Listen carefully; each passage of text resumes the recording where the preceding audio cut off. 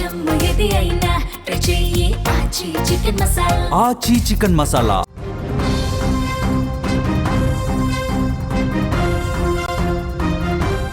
ఇద్దరు ప్రేమించుకున్నారు, పెళ్లి చేసుకోవాలని భావించారు. కానీ ఇంట్లో పెద్దలు అంగీకరించలేదు. ఎవరి పని వాళ్ళు చూసుకోండి, పిచ్చి పిచ్చి వేషాలు వేయొద్దు అంటూ హెచ్చరించారు ఇద్దరిని కూడా ఆ ఇంట్లో ఉన్న పెద్దలు. దీంతో అమ్మాయి పెద్దల మాట గౌరవించింది, ప్రియుణ్ణి దూరం పెట్టింది. కానీ ఇది అతడి కోపాన్ని రగిలించింది. ఆవేశంతో ఊగిపోయాడు. అందరితో ఆకుండా నన్నే దూరం పెడతావా అని సుత్తితో తలపై తీవ్రంగా దాడి చేశాడు. సూర్యాపేట జిల్లాలో జరిగిన ఈ ఘటన స్థానికుల్ని ఒక్కసారిగా ఉలికిపాటుకు గురి చేసింది. నూతనకల్ మండలం లింగంపల్లికి చెందిన మహేష్ అనే యువకుడు అలగునూరు గ్రామానికి చెందిన స్పందన అనే యువతిపై ఘాతుకానికి పాల్పడ్డాడు. వీళ్ళిద్దరూ గత 8 ఏళ్లుగా ప్రేమించుకుంటున్నట్టు తెలుస్తోంది. ఇటీవలే ఇరు కుటుంబాల మధ్య గొడవ జరిగి పెద్దల సమక్షంలో పంచాయతీ పెట్టారు. ఎవరి దారి వారు చూసుకోవాలని తీర్పు చెప్పారు. ఈ క్రమంలోనే ఈ ఘటన జరిగినట్టుగా అనుమానిస్తున్నారు స్థానికులు. ఘటన జరిగిన సమయంలో యువతి తన సోదరి ఇంట్లో ఒంటరిగా ఉన్న సమయంలో ఘాతుకానికి పాల్పడ్డాడు మహేష్. ప్రేమించిన యువతి తనను దూరం పెడుతోందనే కక్షతో మహేష్ ఆమెపై సుత్తితో అత్యంత దారుణంగా, పాశవికంగా, అమానుషంగా దాడి చేశాడు. ఈ దాడిలో తీవ్రంగా గాయపడ్డ స్పందన రక్తపు మడుగులో ఒక్కసారిగా కుప్పకూలిపోయింది. ఆమె కేకలు విన్నటువంటి స్థానికులు, చుట్టుపక్కల వాళ్ళు వెంటనే అక్కడికి వచ్చారు. పారిపోతున్న ఆ నిందితుడిని వెంబడించి పట్టుకున్నారు. అతన్ని స్తంభానికి కట్టేసి దేహశుద్ధి చేసి అనంతరం పోలీసులకు అప్పగించారు. పోలీసులు నిందితుడిని అదుపులోకి తీసుకున్నారు. తీవ్రంగా గాయపడ్డ ఆ యువతి ప్రస్తుతం ఆసుపత్రిలో చికిత్స పొందుతోంది. కానీ అత్యంత విషమ పరిస్థితుల్లో ఆ యువతి ఉన్నది. ఇద్దరు ప్రేమించుకున్నారు, 8 ఏళ్లుగా ప్రేమించుకున్నారు. కానీ ఇంట్లో పెద్దలు అంగీకరించలేదు. పెద్దలకి చెప్పారు, ఒప్పుకోలేదు. కానీ ఏదో రకంగా పెళ్లి చేసుకోవాలనే అతను భావించాడు. కానీ ఈ అమ్మాయి మాత్రం పెద్దల్ని ఇబ్బంది పెట్టడం దేనికి, పెద్దల్ని కష్టపెట్టడం దేనికి, నన్ను పెంచి పోషించి ఇంత చదువు చదివించి వాళ్ళు నా జీవితం బాగుండాలని చెప్పి ఎన్నో కలలు కన్నారు. ఇప్పుడు నేను అతని గురించి చెప్పాను, ఒప్పించి పెళ్లి చేసుకుందాం అనుకున్నాను. కానీ తల్లిదండ్రులు ఒప్పుకోకపోవడంతో వాళ్ళని ఎందుకు కష్టపెట్టాలి, నేను మారితే సరిపోతుంది కదా అని భావించి అతన్ని దూరం పెట్టింది. ఇంట్లో పెద్దవాళ్ళు ఒప్పుకోవట్లా. నేను పెళ్లి చేసుకోవడానికి అన్ని అవకాశాలు కూడా మూసుకుపోయినాయి. దయచేసి మహేష్ నన్ను క్షమించు, నేను నీతో ఉండలేను, నీతో రాలేను పెద్దలని ఎదిరించి అని చెప్పింది స్పందన.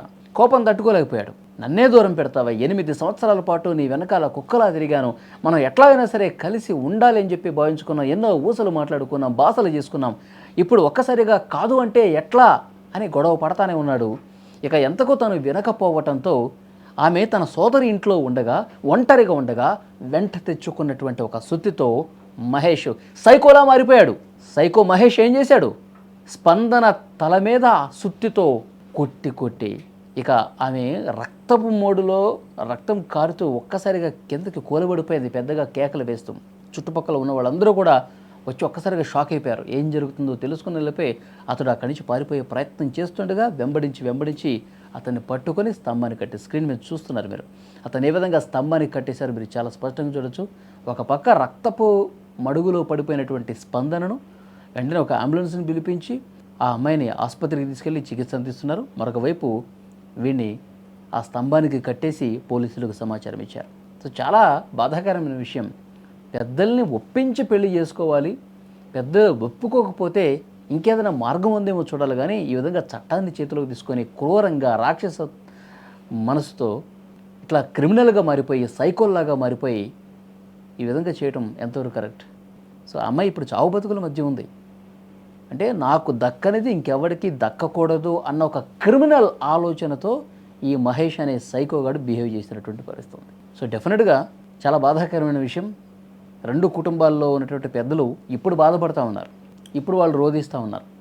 వీడు ఒక సైకో అని చెప్పి వాళ్ళు భావిస్తూ ఉన్నారు. ఈ అబ్బాయి తల్లిదండ్రులేమో వద్దురా అమ్మాయి అని చెప్పి అంటే నువ్వు వినట్లేదు, ఇప్పుడు ఈ గతి పట్టింది నీకని చెప్పి ఈ అబ్బాయి తల్లిదండ్రులు కూడా బాధలో ఉన్నటువంటి పరిస్థితి ఉంది. అతన్ని పోలీసులు అదుపులోకి తీసుకున్నారు, కేసు కూడా నమోదు చేశారు. కొడగూడలో ఉన్న స్నేహానగర్కు రావడం జరిగింది. ఇక్కడ ఈ స్నేహానగర్లో ఈ 2nd ఫ్లోర్లో ఒక స్పందన అని చెప్పేసి లా చదువుతున్నది. అరోరా కాలేజీలో, హైదరాబాద్ అరోరా కాలేజీ చదువుతుంది. ఇక్కడ వాళ్ళ సిస్టర్ వాళ్ళు ఉంటారు.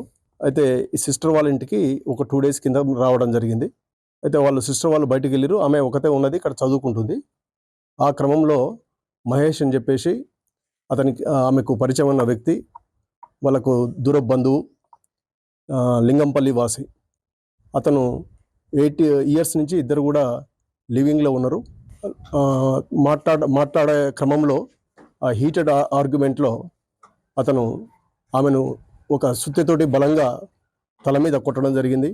అతన్ని అవాయిడ్ చేస్తుందనే ఒక్క నెపంతో ఆమెను టార్గెట్ చేసి ముందుగానే ఒక పథకం ప్రకారం ఒక సుత్తిని కూడా అతను కొనుగోలు చేసి తీసుకొని రావడం జరిగింది. ఆ కొనుగోలు చేసి తీసుకొచ్చిన సుత్తెతోటి బలంగా తల మీద కొట్టడం వల్ల ఆమెకు తీవ్రమైన గాయాలని ఆమెకు చికిత్స గురించి హాస్పిటల్ తరలించడం జరిగింది. అతన్ని ఇమ్మీడియట్గా అతన్ని అదుపులోకి తీసుకొని తదుపరి విచారణ గురించి మనం కోర్టులో హాజరుపరచడం జరుగుతుంది.